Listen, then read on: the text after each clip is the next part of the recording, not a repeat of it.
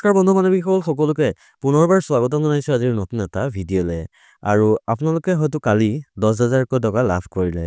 আৰু এতিয়া বহুতৰে প্ৰশ্ন উঠিছে যে আমি কেতিয়া লাভ কৰিম অৰ্থাৎ বিহালী সমষ্টিৰ যি মহিলা আছিল তেখেতলোকে ইতিমধ্যে 10,000 টকা লাভ কৰিলে কিন্তু বাকিবোৰ ডিস্ট্ৰিক্টত আপোনালোকে কেতিয়া লাভ কৰিব বা কেনে ধৰণে লাভ কৰিব বহুতৰে কমেন্ট আহিছে বহুতৰে সুধি আছে গতিকে আজিৰ এই ভিডিঅ'টো আপোনালোকৰ বাবে যোনসকল মহিলাই নেকি এতিয়ালৈ 10,000 টকা লাভ কৰা নাই আৰু তেখেতলোকে কেতিয়া লাভ কৰিব আজি এই ভিডিঅ'টো সম্পূৰ্ণৰূপে জনাম যে মুখ্যমন্ত্ৰীয়েনো কি ক'লে বা কেনে ধৰণে লাভ কৰিব এইখিনি কথা আপোনালোকে জানাবলৈ চেষ্টা কৰিম গতিকে ভিডিঅ'টো শেষলৈকে চাব যদি ভাল পায় এটা লাইক কৰিব আৰু লগৰবোৰৰ মাজত ভিডিঅ'টো শ্বেয়াৰ কৰিব যাতে সকলোৱে এই কথাটো গম পায় তেনেহলে বলক আজিৰ ভিডিঅ'টো আমি আৰম্ভ কৰোঁ চাওক মুখ্যমন্ত্ৰী মহিলা উদ্যমিতাৰ আঁচনিটোৰ মূল লক্ষ্য আছিল যে মহিলাবিলাকক বিজনেছমেন বনাব পাৰিলে নোৱাৰে ঠিক আছে অৰ্থাৎ সৰু ব্যৱসায়ৰ পৰা কেনে ধৰণে ডাঙৰ ব্যৱসায় কৰিব পাৰি হেতু মূল লক্ষ্য আছিল মুখ্যমন্ত্ৰীগৰাকীৰ ঠিক আছে গতিকে তেখেতলোকে আৰম্ভ কৰিছিল যে 10,000 টকা প্ৰথমবাৰ দিব আৰু নেক্সট বাৰ অৰ্থাৎ এক বছৰ পিছত সেই 10,000 টকাতে যদি আপুনি কিবা ইনকাম কৰিব পাৰে অৰ্থাৎ আপুনি সেই 10,000 টকাটো যদি 20,000 কৰিব পাৰে তেনেহলে তেখেতলোকে কি কৰিব নেক্সট পৰ্যায়ত অৰ্থাৎ সেকেন্ড বছৰ কি কৰিব তেখেতলোকে 25,000 কৈ টকা দিব অৰ্থাৎ 12,500 টকা চৰকাৰ তৰফৰ পৰা দিব যি নেকি আপোনালোকে পইচাটো ঘূৰাই দিব নালাগে চৰকাৰক আৰু যেটো 12,500 দিব মানে 12,500 অৰ্থাৎ 25,000 টকা যেটো 12,500 দিব হেতু চৰকাৰৰ পৰা দিব আৰু এটা 12,500 দিব হেতু দিব বেংকৰ পৰা অৰ্থাৎ যেটো বেংকৰ পৰা দিব 12,500 টকা হেতু কিন্তু আপোনালোকে ঘূৰাব লাগিব আৰু কোন ধৰণৰ কিন্তু তাতে খুদ দিব নালাগে অৰ্থাৎ আপুনি যদি বন্ধনৰ পৰা বা যিকোনো মাইক্ৰো ফাইনেন্সৰ পৰা যদি লোন লয় 10,000 ললে তাত আপুনি 12,000 দিব লাগে ঠিক তেনে ধৰণে কিন্তু ইয়াতে কোন ধৰণে আপুনি পইচা দিব নালাগে 12,500 টকাত আপুনি 12,500 টকা আপুনি ৰিটাৰ্ণ কৰিব লাগিব ঠিক আছে তাৰ পিছত যেতিয়া আপুনি সেই 12,500 আকৌ ইনকাম কৰিব পাৰিব বা বিজনেছত খটাব যিকোনো সৰু হওক গাহৰি পালন হওক মুৰ্গী পালন হওক ছাগলী পালন হওক গৰু পালন হওক যি পালন কৰি আপুনি ইনকাম কৰিব তাৰ পিছত কিন্তু আপোনালোক কি কৰিব নেক্সট ইয়াৰ কি কৰিব তেখেতলোকে 50,000 টকা দিম বুলি উল্লেখ কৰিছে ঠিক আছে এনে ধৰণে প্ৰচেষ্টাটো লৈছে কিন্তু কালি আছিল 1 তাৰিখ আৰু 1 তাৰিখৰ কাৰণে কি কৰিলে বহুতে ভাবিলে যে এপ্ৰিল ফুল দিব বা এপ্ৰিল ফুলৰ কাৰণে তেখেতে কৈছে যে পইচাটো দিম বুলি কৈছে কিন্তু নিদিব বহুতে তেনেকৈ ভাবিছিল কিন্তু কালি ইতিমধ্যে যিবিলাক বিহালী সমষ্টি আছিল বিহালী সমষ্টিত 23,000 কিমান মানুহক কি কৰিলে তেখেতে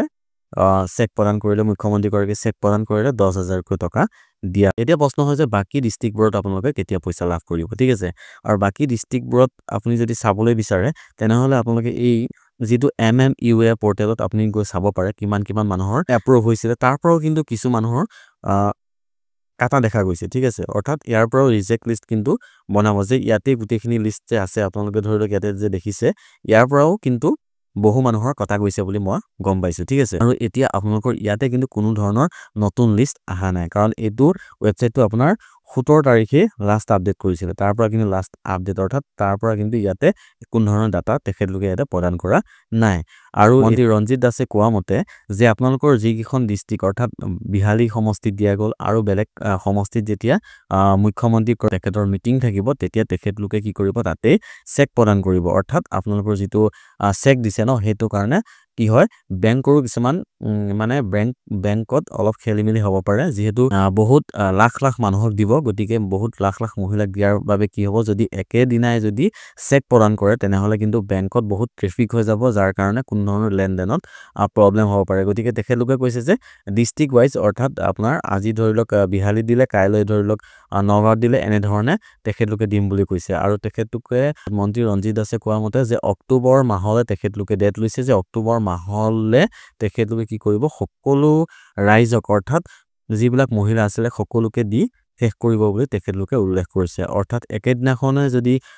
3-4খন ডিস্ট্ৰিক্টত দি দিয়ে তেনেহলে কি হ'ব বেংকত বহুত ট্ৰেফিক হৈ যাব যেহেতু তেখেতলোকে চেক প্ৰদান কৰিছে অৰ্থাৎ যেটো নেকি